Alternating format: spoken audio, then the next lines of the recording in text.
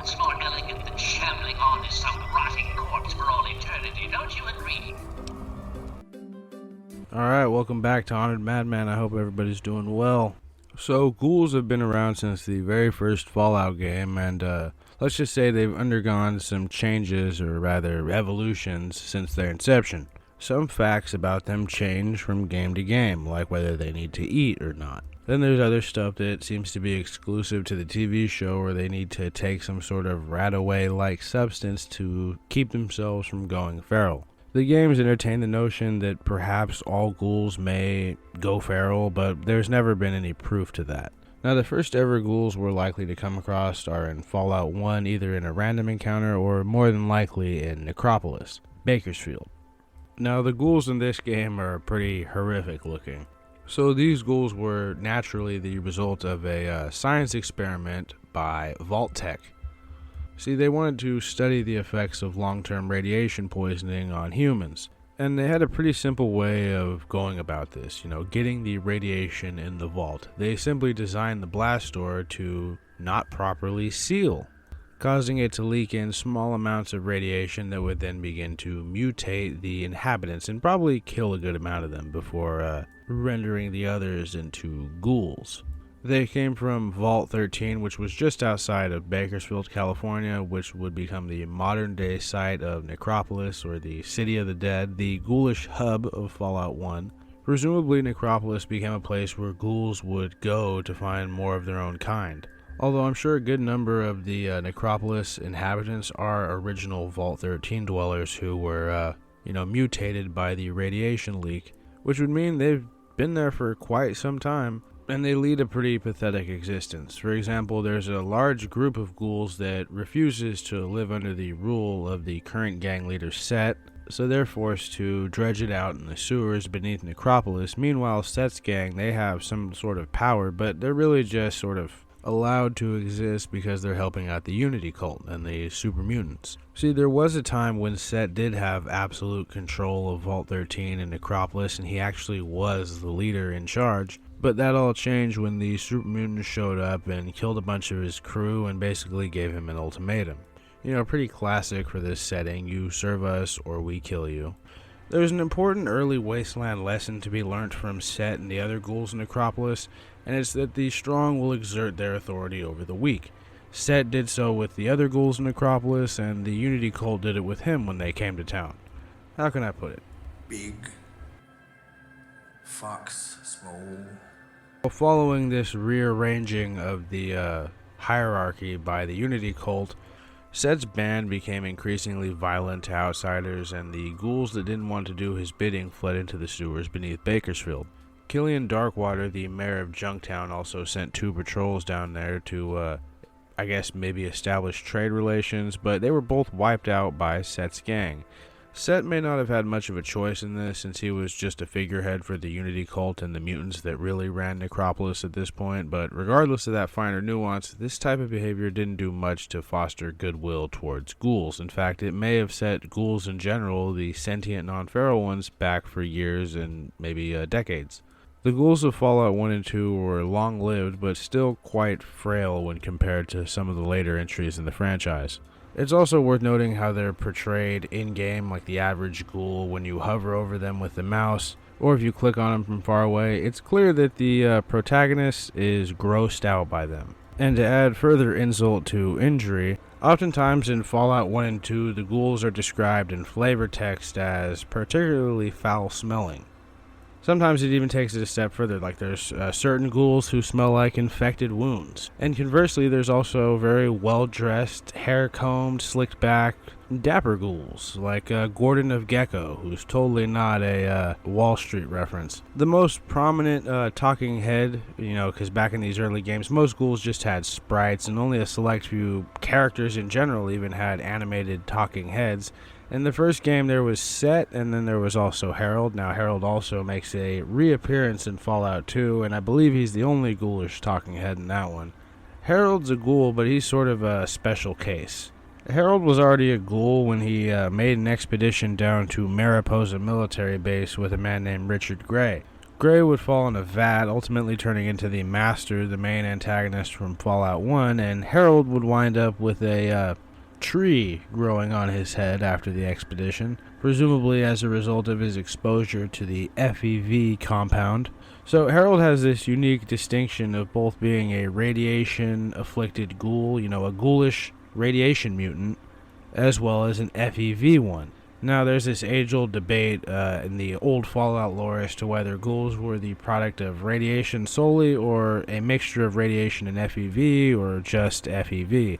I think it's currently landed on that it's just they're radiation created. There's different ways to go about that, but it generally has to do with radiation only, and theve tends to turn people into centaur-like beings or super mutants, depending on the specific strain. Anyway, by the time we see Harold again, he's the mayor of Gecko in Fallout 2, and then I think you can even see that the tree on his head has grown a bit since you last saw him.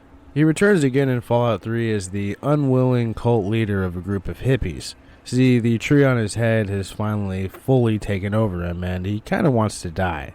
None of the hippies listen to him, and they sort of just interpret everything he says as some sort of divine commandment that's in riddle form. Honestly, it's a pretty cruel fate. So by this point, there are a few consistent traits of ghouls. Their eyes are usually heavily milky or cataract out, but despite that, many of them appear to be quite the competent shot. Their individual appearance can vary greatly, but you can always tell when a ghoul is a ghoul. And the voices are more often than not usually quite raspy due to their, presumably their throat and vocal cords looking like their exterior. But there are some exceptions, like Jason Bright in New Vegas, a sentient glowing one, who sort of talks in an ethereal, ghostly, godly kind of way, and it doesn't sound raspy at all. Moira Brown is another one that comes to mind from Fallout 3. She also doesn't receive a raspy voice if she happens to get ghoulified by being in Megaton when it explodes. It seems that with each passing game, the ghouls would get stronger. They would evolve to a stronger degree, or they would get subvariants that were extremely powerful. For example, in Fallout 3 introduced the glowing ones, powerful ferals that have absorbed a truly absurd amount of radiation to the point where they're emanating it to an extremely high degree.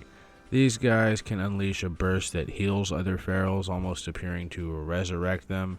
Now, they're normally the strongest unless you have one of the DLCs, I think Broken Steel, installed. And then you have the Feral Ghoul Reavers, who are like way stronger in the Bethesda sense that they have an ungodly amount of health, and they could basically almost one-shot you if you're not wearing good enough armor. I'd say it's similar to the situation with the albino rad scorpions, right, where they're so far above the regular giant rad scorpions that they should be in a class all unto themselves, because they've got just so much health and can kill you so fast. I mean, you could see them making short work of Deathclaws, for example. I know Ulysses does all that fear-mongering with the tunnelers of the Divide, but what we should really be worried about is the albino rad scorpions. The tunnelers are just reskinned trogs from the pit. I never felt like they were much trouble to deal with, but anyway, I'm getting off topic. Now, since Fallout 3 takes place on the East Coast, or at least close to it, it shows us how the other half of America's ghoulish population lives, at least to some degree. It gives us a little window into it, at the very least. So in Fallout 3, most non-feral ghouls have the safe haven of Underworld, a town built inside the Museum of History deep within the ruins of DC, protected on all sides by warring super mutants, mercenaries, and Brotherhood of Steel members. I guess the term protected is sort of a little generous, considering that the Brotherhood of Steel members are known to take shots at the various ghouls coming and going from Underworld, which shows us that even Elder Lyons and his heroic Eastern Brotherhood of Steel have their biases against the irradiated and the ghoulish. And unfortunately, these sentiments and treatment of ghouls would only magnify in the following decade. But we'll get to that. Now, Underworld kind of has it all when it comes to ghoulish-themed towns. It's got a bar, a restaurant, it's got its own repairman, a ghoulish doctor. There's even a ghoulish barber, and you could pick up a pretty cool follower here who happens to be, unsurprisingly, ghoulish. And as you can see, they still look very rotting in a similar way to the ghouls of Fallout 1 and 2. Now, outside of Underworld, ghouls seem to be treated as second-class citizens by the entirety of the Capital Wasteland, or most of it. Places like Megaton, where the ghoul Gob, I believe he's the only ghoul in town, happens to be enslaved by a corrupt, drunken Irishman. But it's not all bad for Gob, though. At least once a week he gets to bang Nova, the prized prostitute of his boss, for free, even if she won't openly admit it. Now this is semi-important to this video because it shows us that the ghoulish downstairs is in fact open for business, however rotted and peeling it may be. And look, at the end of the day, Gob is just lucky he didn't try to show up at Rivet City. He probably wouldn't have even made it past the bridge if they even extended it for him for anything other than to execute his ass or to shoo him away. We also learn another very important thing about ghouls from Gob. Some ghouls, some really long-lived ghouls like the pre-war ones, will sort of look after maybe some of the younger ghouls. Or maybe some ghouls that happen to be younger when they turned, They create these families, if you will, these surrogate families. And in Gob's case, he had a mom named Carol who runs the restaurant up in Underworld, and Carol herself is in a relationship, a romantic one, with Greta, her waitress. Since we're doing all these connections, Greta is wanted dead by Azrakal, who is Charon's employer, and Charon will kill Azrakal once he gives you his contract. So Sharon was essentially a slave to Azrakal, and that's a pretty interesting situation when you think about it. It just goes to show you that ghouls really can't catch a break in the Capital Wasteland. Even here in Underworld, the safe haven of all the ghouls, a ghoul could end up enslaved by one of their own kind, and then used to carry out unspeakable deeds, raining terror upon the unlucky and unfortunate. Because Azrakal, he's a particularly evil son of a bitch, isn't he? Because you get good karma for killing him, so he must be. Although it's not like many of us will get to experience that, considering Charon is the one who usually pulls the trigger, and if we take a shot at Azrakal, then Charon's taking a shot at us, unfortunately. It's a whole thing. And of course, a lot of this has to do with the fact that Charon was, from a young age, brainwashed to follow the exact order of anyone who holds his contract, which is completely insane. But at the very least, it explains why this 7-foot-tall ghoul isn't just freeing himself and doing whatever he feels like, as opposed to being some guy's indentured servant. But anyway, I do think it's somewhat safe to say that ghouls have it perhaps the worst in the Capital Wasteland as opposed to any of the other wastelands we've visited in the games. I mean, they're essentially viewed as pariahs by 75, maybe 80% of the human population of the area.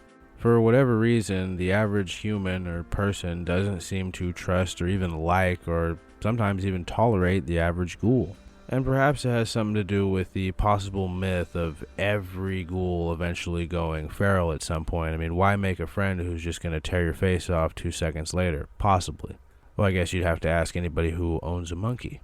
I know, it's like a 2010 joke. But there's many examples of this type of attitude and behavior towards the ghoul people in Fallout 3. Although I think in the Tenpenny Tower situation, this attitude against ghouls, this bias, can actually be proven as the right one, at least in that situation, considering Roy Phillips and his companions after a peaceful reconciliation between the two parties. Although perhaps he was only that vengeful because of the attitudes expressed by the security members of Tenpenny Tower when excluding him from gaining membership despite having the money to, I'm assuming, buy a place there, become a resident. Pretty much all parties involved in the Tenpenny Tower quests are bad people in some way or another, but what can you expect? It's the Wasteland, it's Fallout. What would the post-apocalyptic world be if it wasn't just different groups of people trying to fuck each other over or get one over on the other? And it's fun that you get to have a say in the matter. I think Roy's band, Michael Masters and Bessie Lynn, really do a great job of highlighting what the experiences would be like for pre-war ghouls in the Wasteland with all this, centuries of life beneath their belt. As does Roy himself, who, according to the old Prima guide, he's this ex-cop, which certainly lines up with him, and it makes sense for his name. It seems like a cop name, and worth mentioning, but it's a name that he shares with Ron Livingston's character in Boardwalk Empire. But Michael Masters was once a doctor, a scientist who, he probably sacrificed some of his humanity while he was doing this line of work, because he describes his ghoulification as karma. And Bessie Lynn, I imagine she was sort of like Betty Draper from Mad Men. She probably looked like Grace Kelly before her ghoulification. And she talks a lot about how she used to be seen as beautiful and desirable, and everybody would want to come around her to, get a piece if they could, or at least take their shot. So before her transformation, she was somebody who valued her looks in life, or at the very least, she valued the attention that her looks brought her, and the ghoulification took all of that away. So she ended up falling in with Roy because she loves the way that he looks at her, and that, he makes her feel wanted, so she's going to follow him anywhere, even if it gets them all killed. And this shows that Roy isn't all bad, I guess. But to understand what it's motivated by, you have to understand the type of guy he is. See, being a ghoul is this extremely touchy subject for Roy. He projects that it's no different than being anything else, and supposedly he showers his nice ghoul friend Bessie Lynn in affection, but you can't innocently and genuinely even ask the guy what his experience is like being a ghoul. He just insults you and acts offended. Then if you insist, he finally relents and says that it's no different than being anything else and proceeds to insult you again. Now, sure, I get his sentiment. He's just trying to say, well, I'm no different than you, man. Well, why would I be any different? And he's super defensive about it. But saying it's no different than being anything else is just absurd. I mean, how could that be? We know that being a ghoul couldn't possibly be the same as being a regular person. Never mind the obvious outward differences. We just bore witness to what it's like being a ghoul for Roy Phillips. We saw him get rejected by Tenpenny Tower specifically for his ghoulishness, something that likely would never have happened if he were still human. And yet here he says it's no different than being anything else. Well, we just saw that that wasn't the case. So the guy is clearly very defensive and vengeful. And he just seems to dislike all humans because some of them were mean to him. And again, like I said, it's a pretty big population of ghoul haters in the Capital Wasteland, so we can't fault Roy completely for this. But we see that ultimately he's no better than the humans he hates so much just for being human. And we see him demonstrate this if we choose to help him. Even if you go the diplomatic route, he's not satisfied until all of the human residents are dead. He claims they're bigots, but so is he. And yeah, sure, the treatment he's faced in the Capital Wasteland likely radicalized him, but it's no excuse for turning into a mass murderer. And again, I know it's the Wasteland, there's no rules, it's Fallout. But there's going to be lasting impacts due to this if you go this route, if you allow ghouls to massacre everybody at Tenpenny Tower. First of all, it's not going to endear ghouls in the hearts of the Wastelanders, that's for sure. In fact, this might even prompt some sort of crusade by the Brotherhood of Steel or the Outcast to just knock off Tenpenny Tower since it's full of ghouls now and take whatever technology they have. Although it's probably not much. I don't know, it just seems kind of stupid and short-sighted. I mean, I get where he's coming from, but still. But let's move on to feral ghouls for a little bit. So in Fallout 3, the main place you're going to come across feral ghouls is probably the various metro tunnels that run underneath DC. They're by no means exclusive to these tunnels. In fact, some tunnels are taken over by stuff like mirelurks, and you could find feral ghouls at places like abandoned churches, pretty much anywhere where there's a high concentration of radiation, and of course, Point Lookout. In fact, Point Lookout has its own variation or variety of ghouls. It has the unique fog ghoul, which is in many ways no different from the regular average feral ghoul, except in appearance it's paler, whiter, grayer, if you will.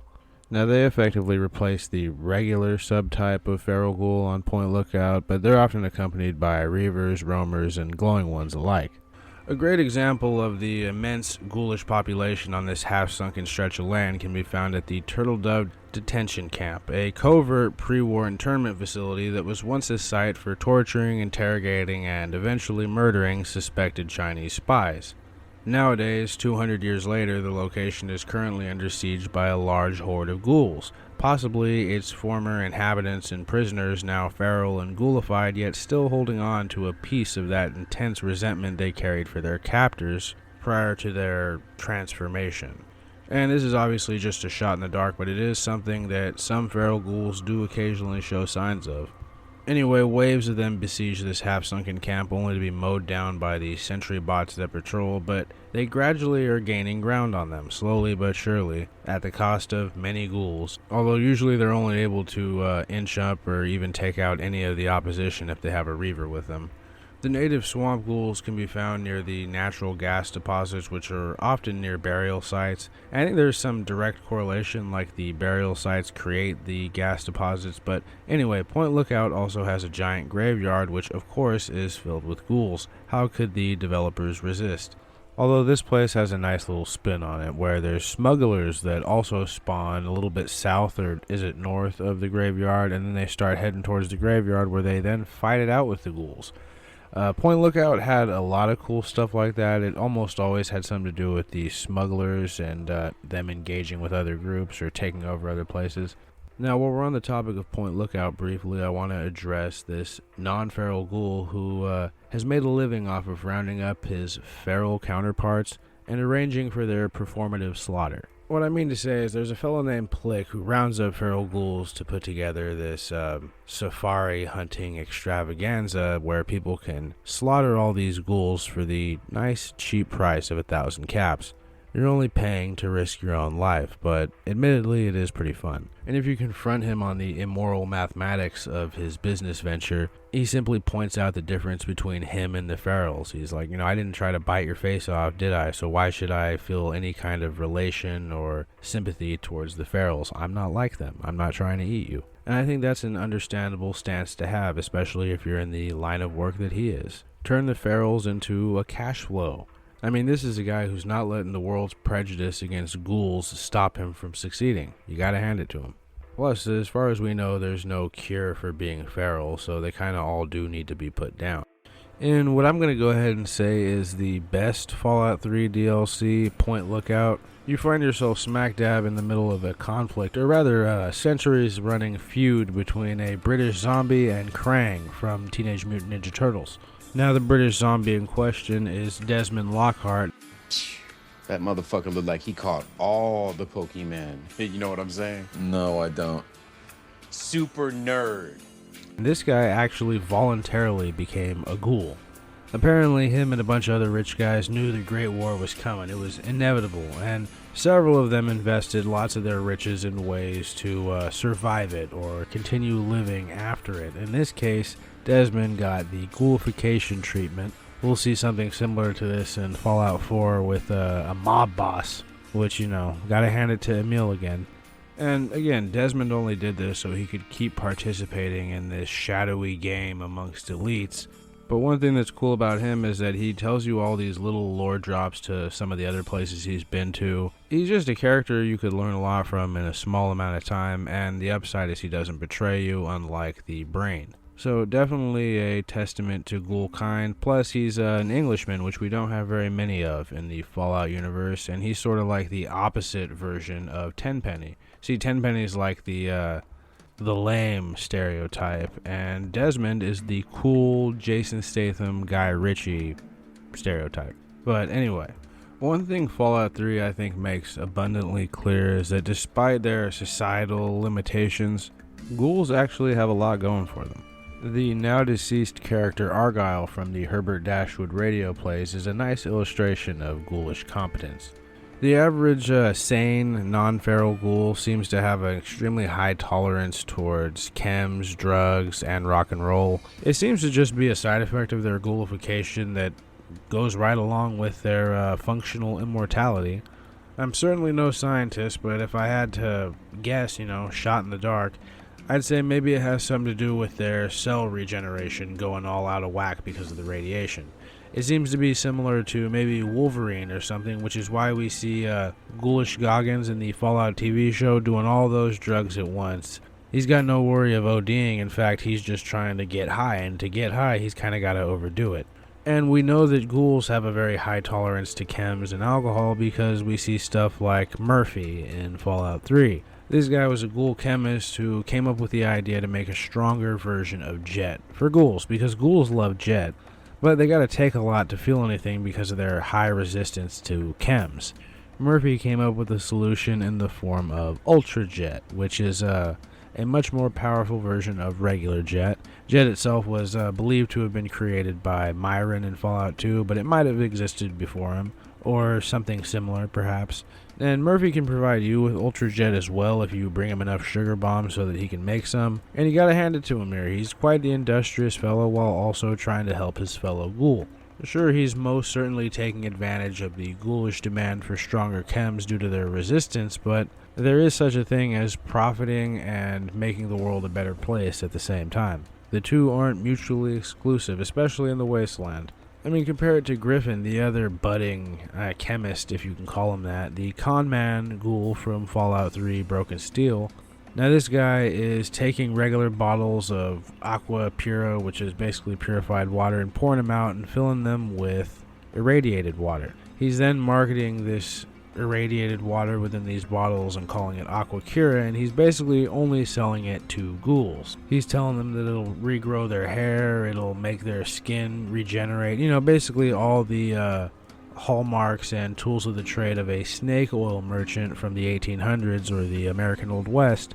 I mean, he's a really funny character. He's just a blatant scam artist. He claims his beautiful head of hair is the result of drinking aqua cura every day, but as we know, it's just a wig. He has several of them at his secret bottling lab over in DC. But I mainly mention him just to compare him to Murphy, where Murphy is doing this little operation to help ghouls out. He's just sort of taking advantage of ghouls and inadvertently getting some regular people killed in the process. Griffin's not a good guy, and there are ghouls out there that do seem to have hair other than him. I mean, obviously Griffin's wearing the wig. Desmond, who I mentioned earlier, he had a full head of hair, and so does Snowflake, the barber of Underworld. But moving on. Fallout 3 presents us with the unique opportunity of creating a ghoul from a human, of course, not from scratch. I think it does a really interesting thing aside from, blowing up a town and creating a ghoul. It gives us some indication into how this type of ghoulification works. See, Mora mentions that she was just out of town when the detonation happened, so she was probably quite nearby. Everybody in town was exterminated. She's the only survivor, so that shows that the people at the ground zero of the detonation had no chance of becoming a ghoul. In fact, they were probably just vaporized, turned into shadows. Moira, just being in the proximity of the explosion, it caused her to ghoulify. After which she, promptly heads off to Underworld to join the society there. Which reminds me, while Underworld is the only predominantly ghoulish settlement, I believe it's mostly all ghoulish, but it's pretty much the only one in the game. And that fact isn't lost on some small groups of adventurous ghouls like the ones who attempted to found a second underworld in the sewers of Old Olney, or at least beneath the sewers. It probably goes without saying that this was to disastrous results. I think that they assumed that they'd be protected by, the rather huge nest of deathclaws within the sewers and the town above that had for years deterred any visitors to the ruined township. But unsurprisingly, this attempt to settle and secure the subterranean complex beneath Old Olney was met with disastrous results. In fact, almost all of the settlers were killed, although I believe one of them did make it out. Now, I mention this because I think it highlights just how desperate, groups of ghouls were out in the Capital Wasteland. We see ghouls all the time in random encounters that claim they're trying to make their way to Underworld but couldn't get past the mutants in DC, so they gave up and are trying to find somewhere else to settle, and you can't really do much to help them. In fact, all you can really tell them is, it's not my problem. So we see how often this happens. Ghouls will set out and attempt to reach the holy land of Underworld, only to realize that it is really, really hard to get past the ruins of DC or the tunnels that run beneath them. And it's not like they're welcome in Rivet City either. Snowflake got ran out of there when he ghoulified. It's no surprise how quickly they align themselves with the Brotherhood of Steel post-Fallout 3 main story. These ghouls have experienced what I could only describe as a complete rejection by the rest of society and the various groups that dot the Capital Wasteland. It's pretty messed up how rough it is out there for ghouls, given that one of the major sources of entertainment, the Galaxy News radio plays featuring the chronicles of Herbert Dashwood and his stalwart ghoul manservant Argyle, who is the more heroic and competent of the two. You'd think that kind of thing would endear the average person to the average ghoul a little more, but I guess it doesn't. Or maybe Three Dogs radio station doesn't have as many listeners as he would hope. So it seems like the Capital Wasteland at large detests and wants nothing to do with the ghouls who weren't lucky enough to make it to the safety of Underworld. And this forces them to find somewhere else to settle, usually abandoned gypsy-style villages, I believe that area is called, where they slowly just hang out and grow bitter with resentment towards the outside world and basically become hostile to anybody who happens to pass through their ghoulish village. I forget exactly where on the map it is, but there is like a whole unmarked village of ghouls that are all hostile to you. Yeah, they might have gone mad, but I think that these guys are just pissed off at the world for forcing them to settle in the middle of nowhere in a bunch of shacks made out of trash. So yeah, the ghouls of Fallout 3 in the Capital Wasteland were dealt a particularly cruel hand. They faced discrimination, disgust, outright hostility, and worst of all, apathy from just about every other group in the region. It's really not all that surprising that a group of ghouls in the Capital Wasteland would attempt to settle beneath the ruins of Old Olney, Deathclaw-infested Old Olney, just to be left alone by the rest of the world. Sad how it panned out for them all. And look, obviously their various plights doesn't make every single non-feral ghoul a victim. We talked a little bit about Roy Phillips, who is pretty much just as ruthless as Tenpenny. See, he wants to go into Tenpenny Tower and unleash a horde of ferals on them and kill everybody and take the tower for himself. You can talk him into a more diplomatic solution of convincing all of the prominent members of the society of Tenpenny Tower and its owner Tenpenny himself of allowing Phillips and his companions to live there.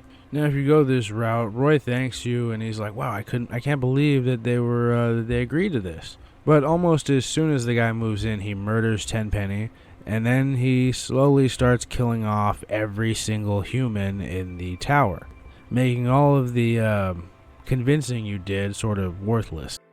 So that hard-earned peaceful coexistence really only lasts about one day, because if you wait 24 hours outside of Tenpenny Tower and come back, you'll realize that there are no human residents anymore. Perhaps Roy should have heeded the wisdom of Al Swearingen.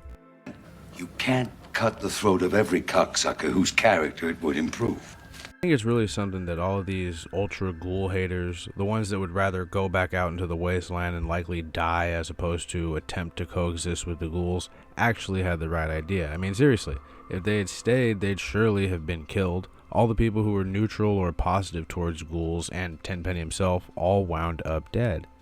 Even Tenpenny, the bigot himself who doesn't particularly care for ghouls, doesn't seem to be that dug in on excluding them from living in the tower, because he basically leaves it up to the people to decide, and if you can convince all of them to either accept ghouls or leave, then he's fine with it.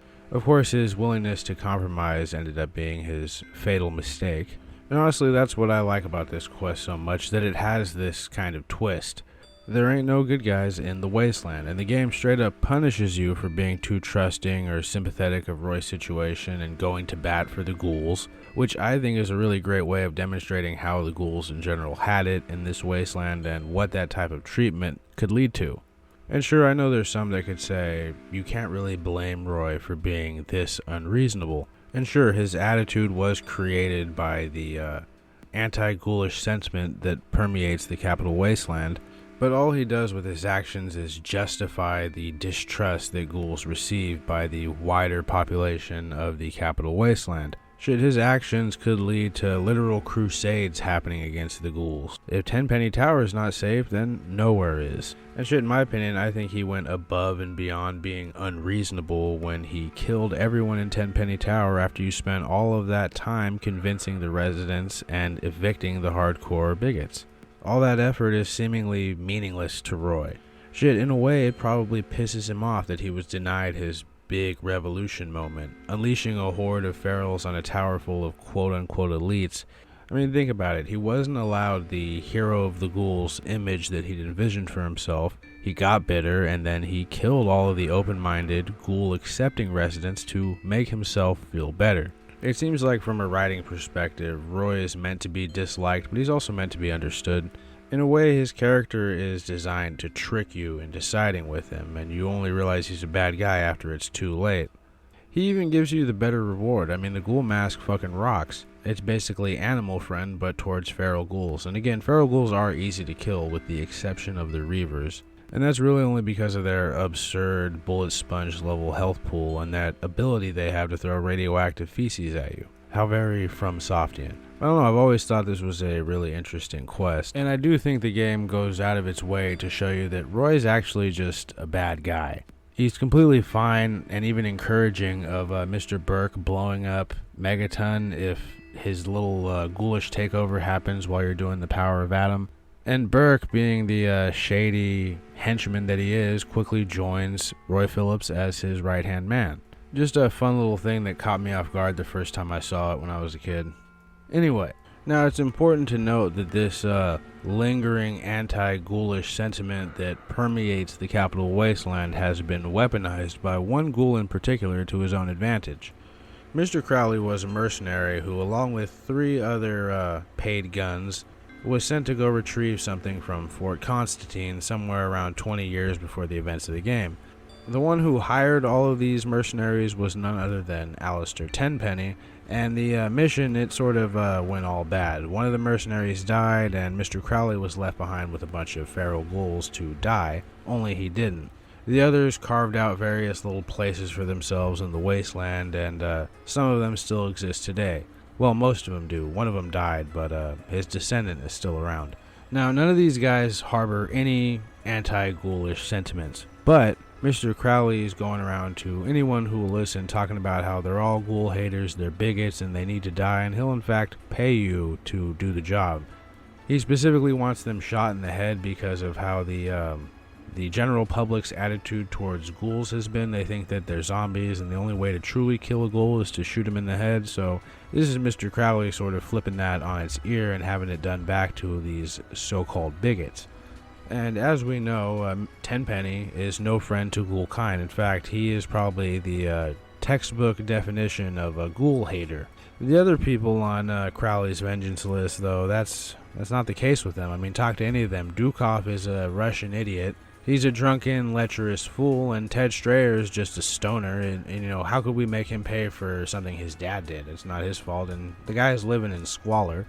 And then there's Dave, who's like just a guy who deserves his own video. What a character. He's many things, but ghoul hater is not one of them. But if you happen to show any slight sympathies to the ghoulish plight in this unfair world, Mr. Crowley will give you this job to kill these so-called bigots. And again, this manipulation tactic is only made possible by the entire Capital Wasteland's attitude towards ghouls. Mr. Crowley obviously wouldn't be able to use this as a manipulation tactic if the world wasn't so anti-ghoul, so can't fault the guy for using the tools at his disposal to get his revenge. Now can I? Well, let's move on. Another sort of unmarked aspect of Fallout 3's ghoulish population is the presence of Chinese remnant commandos within it. See, before the bombs dropped, there were a number of Chinese intelligence agents and operatives that were working directly on U.S. soil. We see this in the lifting the veil quest of Point Lookout, probably the best side quest in that DLC. But we also see it in places like Mama Dulce's, or as I called it when I was a kid, Mama Dulce's. And you know, there's something pretty hilarious about these commandos still attempting to make contact with their government and carry out their mission even 200 years after the nuclear war. It kind of reminds me of that one Japanese, I think he was a lieutenant or something like that, who was hiding off in the mountains of the Philippines, where him and 2 other guys continued to wage war in the name of the Axis powers of World War II. For nearly 30 years after the war had ended. You know, he finally put his rifle down in 1974 after they managed to track down one of his former COs to convince him to stand down. And this is, of course, after decades of him and his men terrorizing the local population, killing farm animals, farmers, killing the local authorities.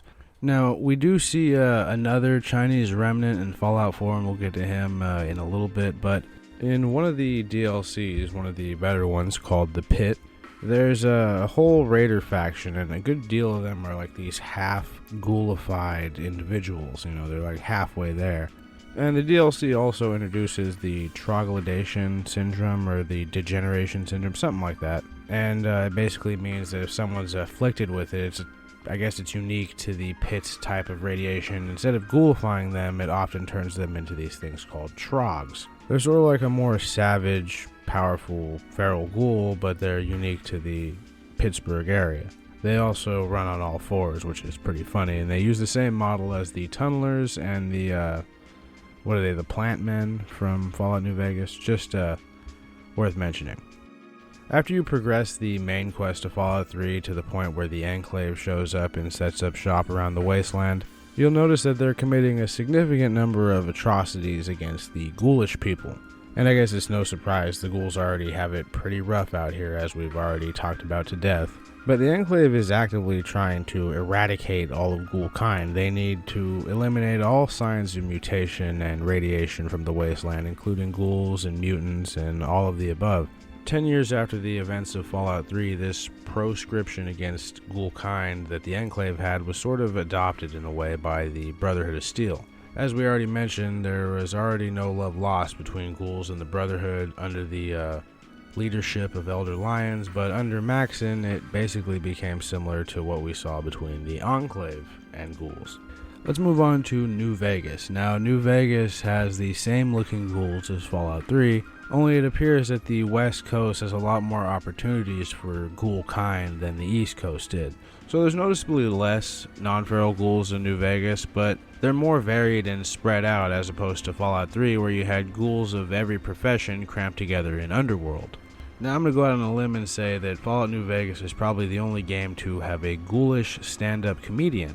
Hadrian at the Atomic Wrangler, which really shows you the amount of ghoulish diversity you'll see across New Vegas. And shit, he's not even the only zombified entertainer.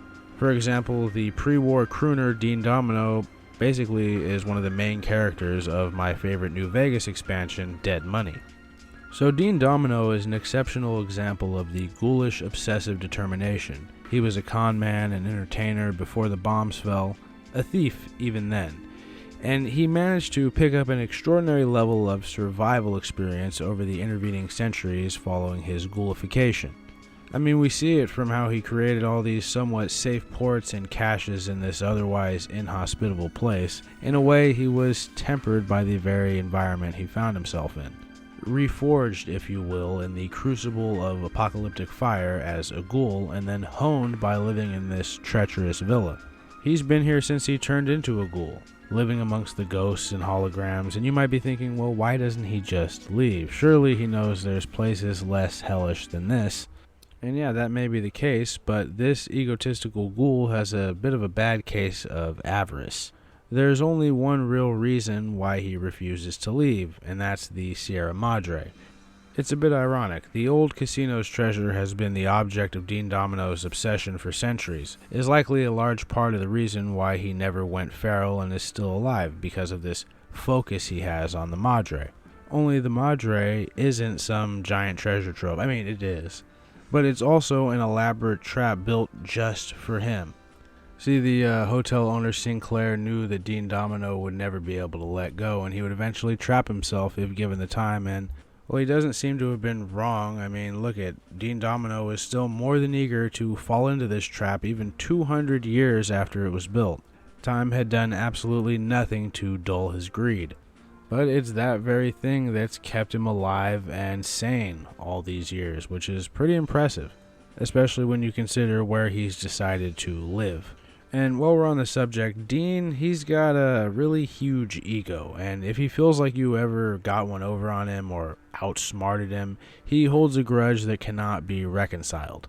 Seriously, if he feels disrespected in that first interaction you have with him, then there is no way to deal with him peacefully later on, at least that I can think of, which is something I really appreciated. It felt like the game really stayed true to Dean's character.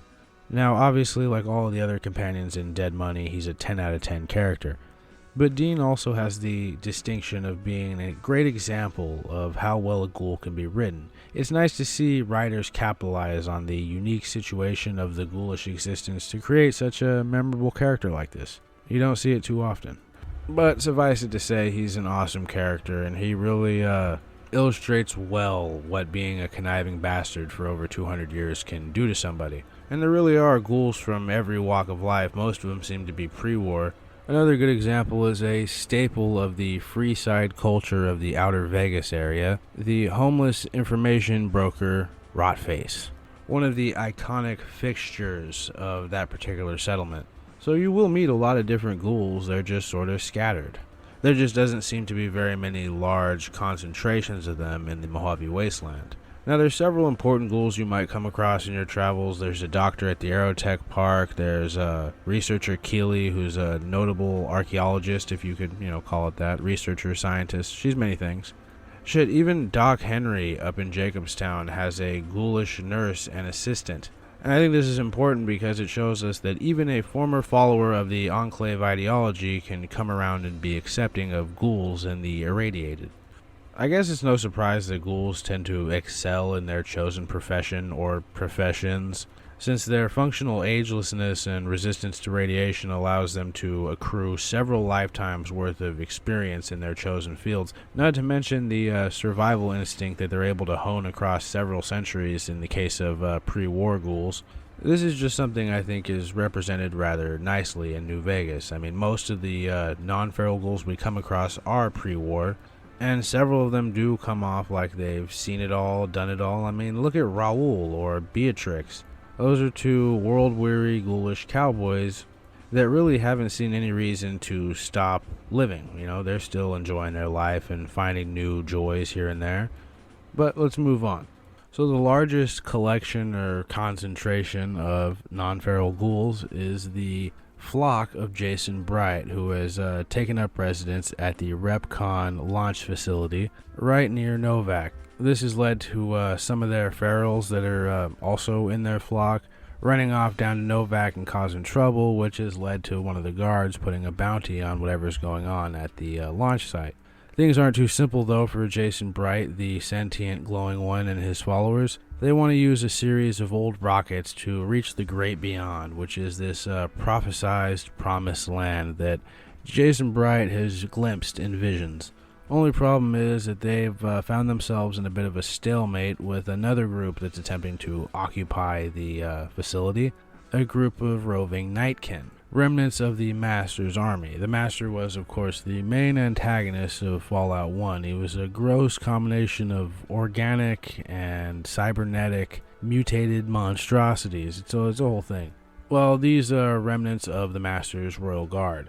Their addiction to stealth boys has driven them insane to the point where their leader takes his orders from a Brahmin skull.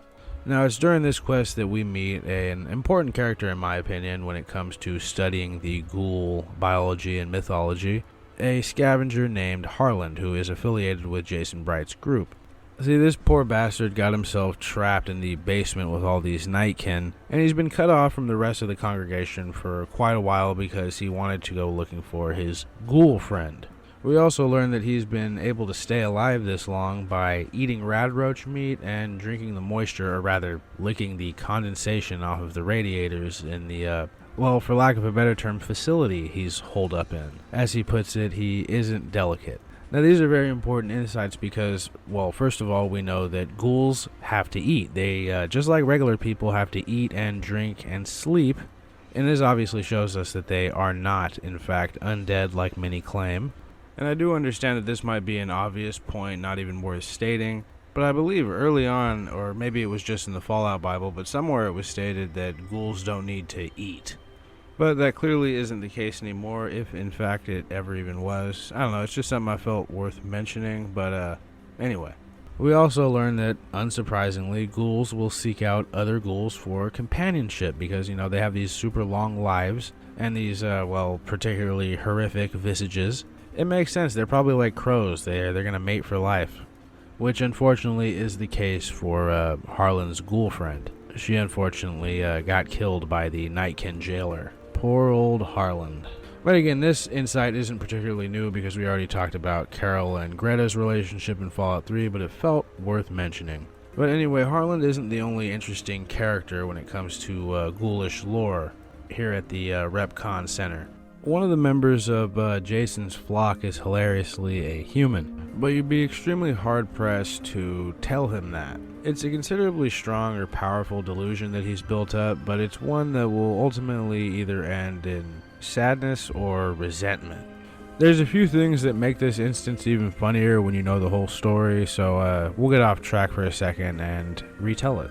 So Chris came from Vault 34, which currently has an extremely large population of feral former Vault dwellers. It's even got a unique orange, yellow, glowing one in the form of the Overseer. And now I know what you're thinking, I see where this is going, but this wasn't always the case. In fact, this was a recent development, and Chris left before the Vault Society fell apart. So Chris was a maintenance guy, and he worked the reactor for years. At some point, he started to convince himself that the exposure to the radiation emitted by the reactor was ghoulifying him, and he left despite the protests of the other dwellers who definitely needed him to make sure that the reactor ran smoothly. Unsurprisingly, but through no fault of his own, it was only after he left that the disaster of Vault 34 would unfold. And, turn most of the residents of the vault into ghouls, making his departure rather ironic. Now, the experiment of this vault had nothing to do with radiation, so it's not another necropolis situation. No, the social experiment of this one started off pretty nice for its subjects. In a stark contrast to many of the other vaults. They had a pool, various other luxuries, an overstocked armory, and many other privileges not afforded to the non-control vaults, and presumably this was to lead to an overpopulation problem, which resulted in the Overseer locking the armory and a civil war of sorts breaking out. So as you can see, it was not designed to stay very nice forever. Unsurprisingly, these civil wars led to the vault being severely damaged, causing a radiation leak from the reactor that would eventually turn most of the vault into ghouls.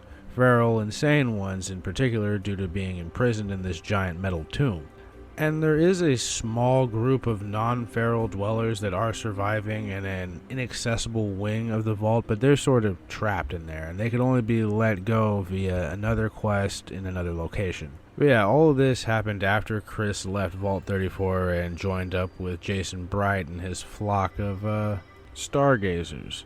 The best part about this, though, is that any stories Chris Haverson may have heard about what happened to Vault 34 after he left, I think the best part about all this is that if Chris heard any stories from travelers about what happened to Vault 34 after he left, specifically about them all turning into ghouls, the dwellers, it probably would have just vindicated him on his decision to leave in the first place, as well as his whole delusion of being a ghoul. It would have just reinforced that. So you can't blame the guy too much, and his lack of ghoulification doesn't even really hinder him until the very end of his whole quest line, when Jason Bright and the others are about to get on those rockets and fly off into space. Vault 34 would probably be one of the other rather large ghoulish populations in the wasteland of the Mojave, but everybody there is ghoulified.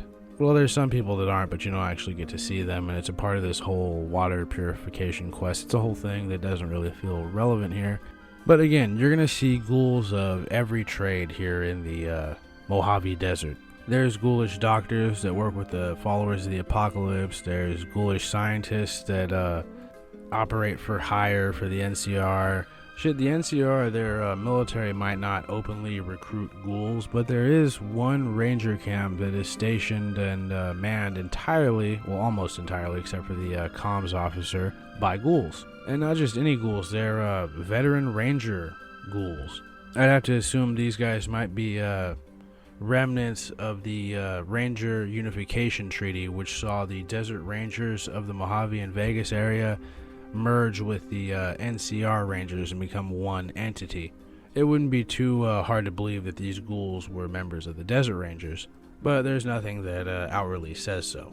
Now, when it comes to feral ghouls in New Vegas, they're not quite as common as the ones in Fallout 3, but they are a little bit beefed up, or at least they seem to be.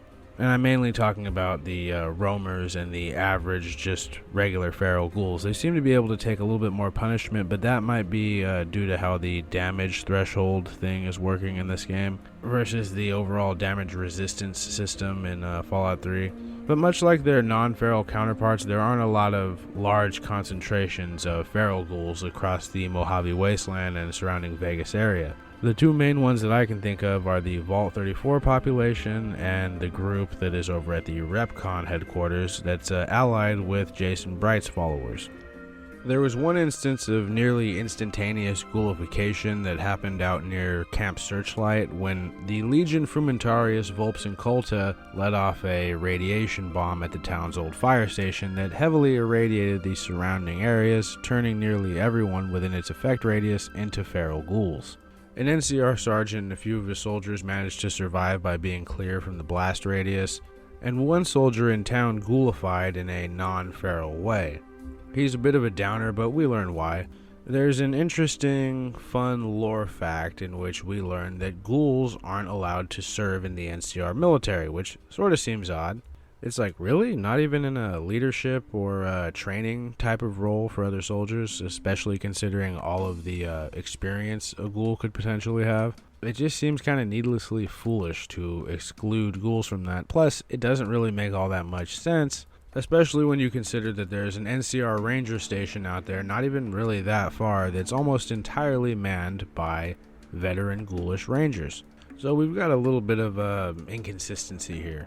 Now, if I had to guess, I'd say that this was probably another instance of two different quests being written at different points in the development cycle, resulting in a slight incoherence. I mean, we already saw it once with Chris Haversim and the Vault 34 lore, so we definitely know that type of shit was happening.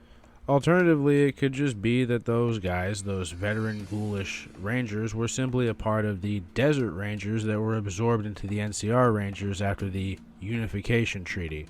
Since the desert rangers were probably a lot cooler with ghouls than the NCR in general, but since they've lost their individual identity, it likely means that no new ghoulish rangers are going to be joining the ranks, since the NCR kind of appropriated the desert rangers' image for their veterans.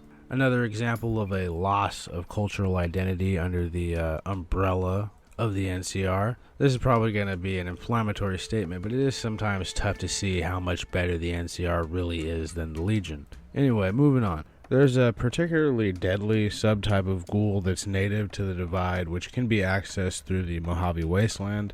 The nuclear devastation brought about by the Courier's actions mixed with the already violent Fallout-induced winds of the Divide and tore the skin from the inhabitants' bodies, but preserved and even enhanced what was left, what was underneath, rendering them into their current forms, the marked men, flayed ghouls, if you will.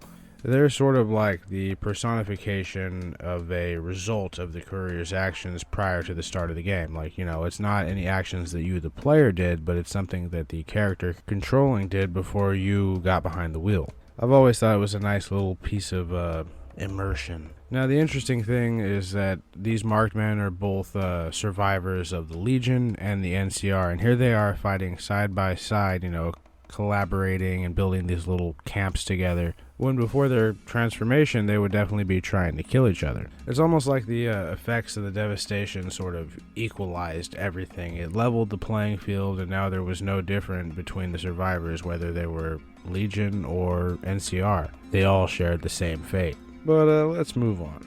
Now, Fallout 4 presents the ghouls in a slightly different way. It took the somewhat zombie approach from the previous games. They were kind of sort of like radiation zombies. But Fallout 4 leans way more heavily into this, what with them rising from graves on occasion, which of course that would make sense, right? I mean, that's Emil Pagliarulo's whole design philosophy. Keep it simple and stupid, or whatever the hell. So of course they're way more zombie-like than even the previous depiction. But I think the cool part about Fallout 4 zombies is blowing their limbs off and having them still come at you. Or was that a mod? I honestly can't remember. They also look more like zombies, I'd say, in Fallout 4 than in the previous games. In the previous games, they were sort of almost like flayed people. I know we have the marked men who were literally flayed ghouls, but they had their own, look, the ghouls of Fallout 3 and New Vegas, and they differed from the ghouls of the first two games as well, but they were pretty close in appearance. They had patches of their skin rotting off and falling off, and, they could be various different colors with the same going for what remained of their hair. Fallout 4, like many other things, simplifies the appearance of the non-feral ghoul while expanding the appearance of the feral ghoul. In Fallout 4, almost all ghouls, feral or sentient, are bald, and most of them just look like severely burnt people. Think of how Deadpool looks in the Ryan Reynolds movies. They more or less all look like that. Ferals look like they've gone through a little bit more degradation, and their faces seem a little more lumpier and deformed. But as for the non-ferals, they mostly all look identical to one another, but with different outfits and slightly different voices, not even different voices, which again isn't uncommon to these games. Usually there's always been one ghoul voice actor for males and one ghoul voice actor for females. I also want to say I think that the ghoulish voice rasp degradation thing is something that must happen over time, because we get to literally turn somebody into a ghoul in Fallout 3 and they still have their same human voice. Just something that came to mind. Which, speaking of that, I don't think we get to create any ghouls in Fallout 4, but we do get to come across a ghoulish kid, which is a bit of a point of contention for some hardcore lore people, but I guess if a kid got turned into a ghoul while he was a kid, would he just never age? Would he stay as a kid forever? Is that like, are ghouls like vampires in that sense? It's tough to say. I don't know. I just kind of looked at it as one of those random encounter, don't think about it too hard type of things. Like Fallout 2 had this random encounter where you come across a gate. When you go through the gate, you fiddle with a water chip, or you don't even really know what you're fiddling with, but you're actually damaging the water chip so that it'll malfunction on the exact day that Fallout 1 begins. It's sort of like a little cheeky Easter egg type thing. Or like the aliens before Mothership Zeta became a thing. But anyway, back on topic. So there's a great deal of non-feral ghouls in the Boston area, although the number pales in comparison to the sheer amount of ferals. But suffice it to say, the sentient ones are not a rare sight in the Commonwealth, and they seem to enjoy a bit more acceptance than the ones in the Capital Wasteland, at least before the Brotherhood of Steel came to town with a kill order on any ghoul they encounter. And there's obviously notable exceptions like Diamond City that excludes all ghouls, but I believe that's a more recent policy. But that led most ghouls to head for Good Neighbor, probably the best town in Fallout 4. It's got a ghoulish mayor named Hancock. It's basically the latest in Fallout's long line of ghoulified town magistrates. See, in Fallout, there were mayors of towns in the West Coast that we already mentioned earlier, like Harold and Gordon of Gecko, and they were always, mayors of towns, and I guess Hancock's sort of like following that tradition. The thing with Hancock is his ghoulification is also a rather recent development. He got really, really high and did a bunch of drugs and woke up as a ghoul. So, yeah, by now, as we all know, there's more than one way to become a ghoul, and I imagine the next Fallout game will introduce yet another. Hancock's also the game's ghoulish follower, like New Vegas had Raul, Danny Trejo, and Fallout 3 had Sharon. Now, the town of Good Neighbor is one of the more predominantly ghoul-populated towns. It's noticeably a place where ghouls and humans coexist equally with no issue at all. Yeah, the town's actually got a really nice aesthetic. It's got a distinctively Gotham feel to it, at least in my opinion. And as such, it's known as a hub for the Triggermen gangs. So who are the Triggermen? There's various different groups of them, but what they amount to is this: a loose continuation of pre-war organized crime syndicates and mafias, predominantly ghouls, but they also recruit humans nowadays. Obviously, many of the ghoul members are pre-war. Many of them were likely criminals, or maybe they fantasized about being one after watching several old mob movies, so now they just pretend to be a mobster as a Triggerman. And I guess it's something to hang on to in the post-apocalypse. We know that can go a long way in terms of uniting groups together, as we saw with the Kings in New Vegas, and various other groups. But there's various other little collections of groups. There's the Ghouls of the Slog, essentially a farming community that's eking out a living in a remote location that used to be some sort of public pool or boys and girls club that's now been repurposed as an aquatic farm.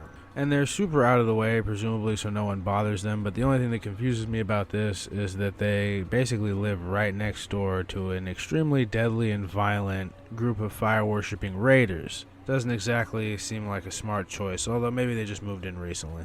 The raiders, not the ghouls. But obviously there's quite a lot of variety to the ghoulish lifestyle in the Commonwealth. A ghoul could basically be anything here. Well, except for a resident of Diamond City. For example, there's at least one extremely brutal, ghoulish warlord. Nuka World has a vengeance-fueled, sentient, glowing one who's an actual wizard. And the main game has characters like Edward Deegan, who's essentially a fixer for a family of vampires. He conveniently ghoulified so he can continue serving this family for centuries. And I almost forgot, the game also has a group of foreign ghouls like the past game. In this case, we're talking about the unfortunate crew of a Norwegian trading vessel that beached itself on the coast of Boston. By some miracle they survived and are still there to this day. Ghoulified and seemingly still sane, they have not learned any English in the intervening years and are aggressively hostile to anyone they see. So yeah, I think it's safe to say that maybe they were sailing when the Great War happened and all those nukes went off and they crash landed here, and it sufficiently traumatized them. And that feeling sort of only grew and grew as the years went on by, hence them being hostile to everybody. Now, I know we've been talking for almost an hour, but we are almost done. Let's get to the portrayal of ghouls in the show. So in many ways, they're very much in line with 4 and probably 76's portrayal. They all will go feral eventually if they don't take this mysterious drug that halts it. Theoretically, by continually using the drug, a ghoul could potentially live forever as long as they're able to secure the substance. This was obviously a new development by the show. It was something that was never really mentioned in the games at all, and again, it's an invention of the show. It's new lore. I don't think it retcons anything per se other than the idea that all ghouls go feral eventually. So yeah, this is like how the show has Vault Tech being behind the bombs dropping. This is either new lore or perhaps alternate lore. But as for the appearance, I think most of them, by the look of their, general design, they look like the Fallout 4 versions of ghouls, but there are some that feel distinctly reminiscent of the old design from like Fallout 3 and New Vegas and even the first two. For example, Walton Goggins' character, obviously, to me at least, looks like a Fallout 4 ghoul. His buddy, who he kills and eats, on the other hand, looks like one from Fallout 3 or New Vegas, in my opinion.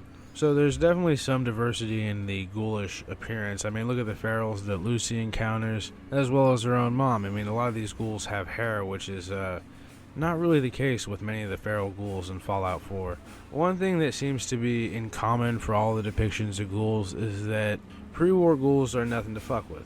I mean, we have individuals like Cooper Howard, Rahul Tejada, Desmond Lockhart, and even Dean Domino. They all are a formidable foe, and they potentially could only get more skilled and deadly because, they've got time on their side. One thing I did find kind of funny, or at least somewhat ironic, was Cooper Howard saying to his wife that he wanted to buy a farm up by Bakersfield and just live there, as opposed to his rich Hollywood lifestyle. Now, this is mainly funny because, as we talked about earlier, Bakersfield was the site where I believe the Vault 13 vault was, well, the one that became Necropolis. So had he done that, he probably would have very likely wound up as a ghoul anyway. The ghoulish healing factor in general seems to have gotten quite the upgrade in the show. Now, it's not like they're super durable or, invulnerable by any means, as we see Lucy rather easily bite off one of Cooper Howard's fingers, so they are still frail in the way that they're presented in the earlier games. They just have a much better healing factor now. They can heal up those easily obtained wounds much quicker. And not only that, they can replace missing limbs, or at least fingers. For example, after losing his finger, Cooper Howard replaces it with one of Lucy's, and after sewing it onto his hand, it's essentially fully functional as if it were one of his own. Now, I wonder if they can do that with arms and legs and eventually become like mini Frankensteins running around. It could be kind of cool, and for all we know, Cooper Howard has done that shit before. But yeah, I think that's about everything I wanted to cover. I mean, I started this video by just wanting to talk about how ghouls have evolved over time, and I ended up just covering a bunch of shit about ghouls. I mean, I'm still satisfied with it. It's definitely a lot longer than I planned, but if I got anything wrong or anything like that, please let me know in the comments. And as always, if you like the video, please like it. If you disliked it, please dislike it. And if you like hearing me ramble on about these various lore topics and occasionally getting sidetracked, please consider subscribing. We're trying to get back into the regularly scheduled broadcasting, at least one a week. Then from there, maybe I could figure out 2 a week sometime. It's just been a busy schedule lately. But that's not super important right now. Let's enjoy the sounds of the Alchemy Lab while we have our outro and then some final thoughts, shall we?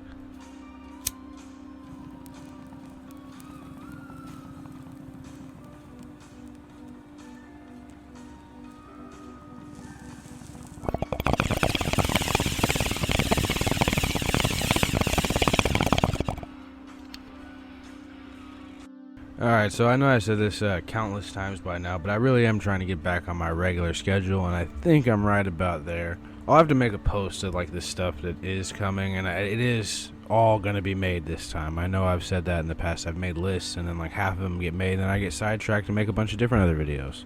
So there's always that. But for now, there's this one, and there should be another one coming very, very shortly after. I've been playing a lot of older video games lately. Like I went and played through Morrowind. I've been playing through the Fallout games for footage. I went and played Kingdom Come Deliverance for the first time in like 5 or 6 years since it came out. Like I played it when it came out, and then that was it. I had not touched it since. And the second one came out to critical acclaim. Still haven't played the second one, but the first one rocked. Obviously, the Fall of Avalon game, I have a couple video ideas, but those are all going to have to come after the list that I talked about earlier of mainly Souls and Elder Scrolls videos that are coming down the pike, along with, I believe, one Legend of Zelda one. There's a lot of stuff that I want to do that I can never just bring myself to doing. Like, I would like to do a video about why I like Death Stranding, or a video about why Twilight Princess is the best Legend of Zelda, but it's tough to figure out how to go about that, without coming off like a dick, at least for the second one. It's really easy to make a case for the first Death Stranding being pretty awesome, despite everybody kind of hating it when it came out. I think most of the opinion has turned back to, actually appreciating it, especially now that the second one came out to also critical acclaim. I won't be able to play that until it comes out for PC, though. I still can't justify buying a PS5, My girlfriend bought me a Xbox, the current Xbox, so I have that for, I guess, Death Stranding when it comes out, or my PC. It just sucks that I'll probably have to wait a year. But yeah, there's all these ideas, and I need to just record them and put them out there. I don't know why. I'm like my own worst enemy when it comes to some of this stuff. It's like in the back of my mind, if I don't know that it's, it's like my comfort zone, which is like talking about lore that can be interpreted multiple different ways. And I mean, most people subscribed for the lore content, so I don't want people to think that me occasionally doing something that isn't necessarily lore, that's just a video covering a topic, at least for games or a movie or a show or something like that. I don't want people to think I'm not going to ever do lore again, because that's always going to be the main staple of the channel. I just don't really feel like making a second channel and dealing with all that. I don't know. What do you guys think? Should I make a second channel for stuff that isn't lore related, or should I just post it here? I mean, that could be, this is the best way to go about it. Ask the audience. Can't believe I didn't think of it sooner. Because if you guys think it would be better and easier to deal with, then yeah, maybe I will just make a secondary channel for things other than lore. I've been really wanting to do a video on HBO's Rome lately, and I got a good amount of clips. Maybe that'll be the first one I try out on the new channel. We'll see. But I got to get back to work. There's this very important video that needs to come out, and it needs to be finished soon, so I got to go back to editing it. Until then, though, I hope everybody is well, and I will see you very shortly. Or you'll hear from me shortly. I don't know why I always say see ya, but you guys get what I mean. Anyway, though, be safe, and see ya.